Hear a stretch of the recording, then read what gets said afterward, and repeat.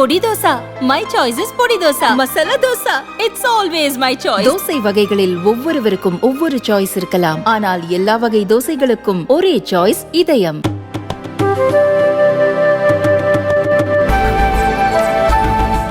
दोस्तों 10 साल पहले हमारे देश में एक छवि बनी हुई थी कि पीएमओ एक शक्ति का केंद्र है, एक बहुत बड़ा पावर सेंटर है और मैं न सत्ता के लिए पैदा हुआ हूं न मैं शक्ति अर्जित करने के लिए सोचता हूं। मेरे लिए पीएमओ सत्ता केंद्र बने, पीएमओ शक्ति केंद्र बने, ये न मेरी इच्छा है न मेरा वो रास्ता है। और इसलिए 2014 से हमने जो कदम उठाए, आपने मार्क किया होगा और पहले जो पीएमओ में रहे होंगे उनसे पूछ लेना, हमने इसको एक कैटलिक एजेंट के रूप में ही डेवलप करने की कोशिश की है। वो कैटलिक एजेंट के यहां से ऊर्जा प्रसारित होती रहे, यहां से नई नई चेतना प्रसारित होती रहे, जो पूरे तंत्र के अंदर एक प्रकार से विद्युत की तरह नई चमक दे, नई रोशनी दे, नई सामर्थ्य दे। और मेरी कोशिश रही है कि पीएमओ ये सेवा का अधिष्ठान होना चाहिए, पीएमओ ये पीपल्स पीएमओ होना चाहिए, ये मोदी पीएमओ नहीं हो सकता है। और इसलिए मेरे दिल दिमाग में सिवाय 140 करोड़ कोई नहीं, और मेरे लिए 140 करोड़ नागरिक नहीं है, मेरे लिए 140 करोड़ परमात्मा का रूप है। और जब मैं सरकार में बैठ करके कोई निर्णय करता हूं तो मैं सोच रहा हूं कि मैंने आज 140 करोड़ देशवासियों को इस रूप में मैंने पूजा की है और उनके चरणों में मैंने इस योजना के रूप में एक पुष्प चढ़ाया है, उस भाव से मैं काम करता हूं। सरकार की बात आती है तब वो अकेला मोदी नहीं होता है, उसके जो हजारों दिमाग उसके साथ जुड़े हुए हैं, हजारों मस्तिष्क जो इस काम में लगे हुए हैं, हजारों भुजाएं जिस काम को कर रही है, एक जो विराट रूप है, उसी का परिणाम होता है कि सामान्य मानवी को भी उसके सामर्थ्य का साक्षात्कार होता है। और एक बार जब सामर्थ्य का साक्षात्कार हो जाता है तो समर्पण अपने आप समाहित हो जाता है। और ये पूरा 3 महीने का कालखंड उस सामर्थ्य के साक्षात्कार का, उस सामर्थ्य के प्रति समर्पण के भाव का, और उस समर्पण के अंदर नए संकल्पों की ऊर्जा जुड़ी हुई थी, जिसका परिणाम है कि आज हम फिर एक बार देश की सेवा के लिए प्रशस्त हो रहे हैं। हम वो लोग नहीं हैं कि जो इतने बजे ऑफिस शुरू होता है, इतना बजे पूरा होता है, हम वो लोग नहीं है। हमारे लिए समय के बंधन नहीं है, हमारे लिए सोचने की सीमाएं नहीं हैं, हमारे लिए पुरुषार्थ के लिए कोई मानदंड नहीं है। जो इससे परे है वही तो मेरी टीम है, और वही टीम पर देश को भरोसा है।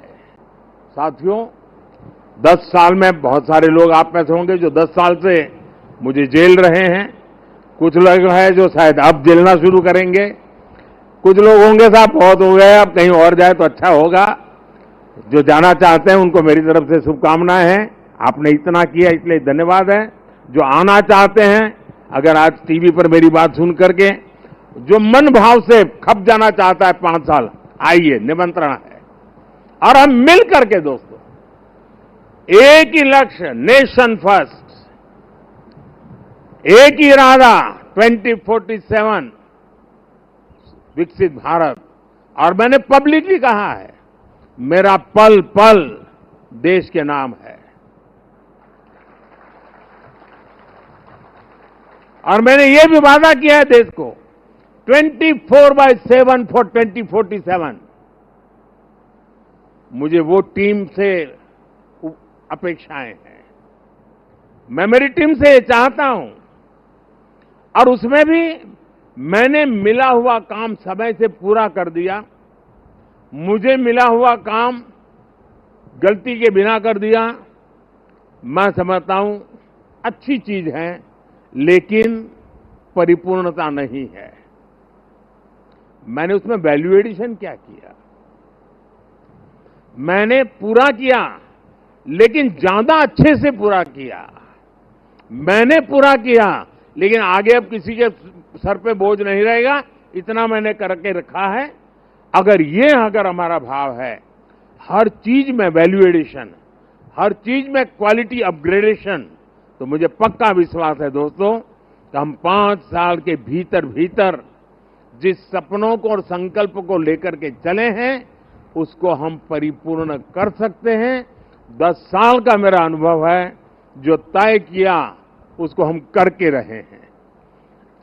तय भले मोदी ने किया, लेकिन करने वाले आप हैं, करके रहे हैं। हम सब मिलके करके रहे हैं। हम सबकी सामूहिक शक्ति का परिणाम है कि हमने एक कैटेगरी एजेंट के रूप में इसको काम किया है। आपको बहुत से लोग मिलेंगे व्यक्तिगत जीवन में, और खास करके टीनेज ग्रुप के जो लोग होते हैं, उनसे अगर बात करेंगे, अगर उस समय क्रिकेट की सीजन चलती है तो उसका मन करता है यार एक अच्छा क्रिकेटर बन जाओ। दिमाग में रहता है यार क्रिकेटर बन जाना है। एक अच्छी मूवी बड़ी पॉपुलर हो गई तो फिर मन में करता है यार ये फील्ड अच्छा है, मैं एक्टर बन जाऊं, मैं इसमें चला जाऊं। उसी समय मान लीजिए चंद्रयान की घटना घटी है तो उसको लगता है यार ये फील्ड बहुत अच्छा है, साइंटिस्ट बन जाओ। और मान लीजिए 2 महीने के बाद क्रिकेट मैच आ गई तो उसको लगता है यार साइंटिस्ट वाला तो जरा मेहनती है, अच्छा करो अपन क्रिकेट वाला हो जाए। यानी ज्यादातर वो लोग होते हैं जिनकी इच्छाएं अस्थिर होती हैं, और जब इच्छा अस्थिर होती है तो सामान्य मानवी उसको तरंग कहता है। उसको लगता है यार तो तरंग ही है, एक सुबह एक सोचता है, दोपहर को दूसरा, तो इस पर बात मत करो यार, ऐसे ही हुड़दंगबाजी करता रहता है। इच्छा जब अस्थिर होती है तो दुनिया की नजरों में वो तरंग होता है, लेकिन जब इच्छा स्थिर हो जाती है और उसके अंदर एक लंबे अरसे तक इच्छा को स्थिरता मिल जाती है, तो इच्छा उस प्रक्रिया से गुजरती है जो संकल्प में बदलती है। इच्छा अगर अस्थिर है तो तरंग है, इच्छा अगर स्थिर है, स्थायी है, तो संकल्प में कन्वर्ट हो जाती है। और संकल्प के अंदर जब परिश्रम की पराकाष्ठा जुड़ जाती है, तब जाकर के सिद्धि प्राप्त होती है। और जीवन के हर काम को हम उस दिशा में देखना चाहिए। इच्छा प्लस स्थिरता इज इक्वल टू संकल्प, संकल्प प्लस परिश्रम इज इक्वल टू सिद्धि। जिस टीम ने इतना बड़ा अचीवमेंट किया है, उसको स्वाभाविक मन करेगा कि यार कुछ अब बहुत हो गया, अब साहब थोड़ा शांति रखे तो अच्छा होगा। ये रोज नई नई चीज लेके आते हैं, लेकिन मैं मानता हूं अब मेरा दायित्व भी 10 साल मैंने जो सोचा है उसे ज्यादा सोचने का है, 10 साल जो किया है उसे ज्यादा करने का है। और अब जो करना है वो ग्लोबल बेंचमार्क को पार करने वाली दिशा में करना है। कल क्या थे और आज कितना अच्छा किया, वो वक्त चला गया दोस्तों। पहले 5 पर थे, अब 10 पर पहुंच गए, वो वक्त पूरा हो चुका है। अब दुनिया इस विषय पर यहां पर है, और ये इससे आगे कुछ नहीं है, तो उसके आगे हम होंगे।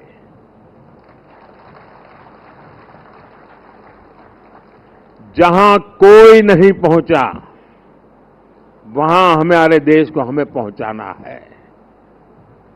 और व्यक्ति के जीवन में हो, समूह का जीवन हो या राष्ट्र का जीवन हो, जब तक वो बड़े संकल्प के साथ सोचता नहीं है, परिणाम नहीं मिलता है।